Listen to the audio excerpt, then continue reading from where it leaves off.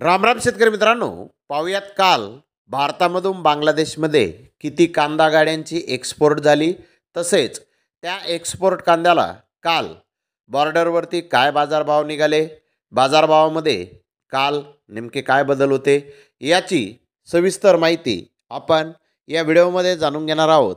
त्यासाठी मित्रांनो आपल्याला व्हिडिओ संपूर्ण पाहायचा आहे। तर मित्रांनो, काल गोजदंगा बॉर्डर येथून 99 गाड्यांची एक्सपोर्ट ही झालेली आहे। तर मेंदीपूर बॉर्डर येथून 77 गाड्यांची एक्सपोर्ट काल झालेली आहे। हिली बॉर्डर येथून 24 गाड्यांची एक्सपोर्ट काल झालेली आहे। अशा तिन्ही ठिकाणाहून मिळून टोटल 200 गाड्यांची एक्सपोर्ट ही काल भारतामधून बांगलादेशमध्ये कांद्याची झालेली आहे।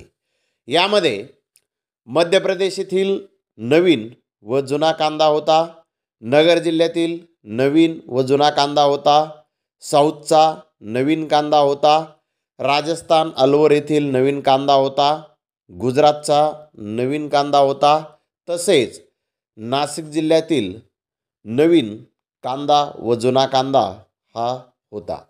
मित्रांनो, काल भारतीय कांद्याला जास्तीत जास्त 68 रुपये किलोपर्यंत बाजारभाव हे निघालेले आहेत। 52 रुपयापासून 68 रुपये किलोपर्यंत बाजारभाव काल भारतीय कांद्याला बॉर्डरवरती निघालेले आहेत।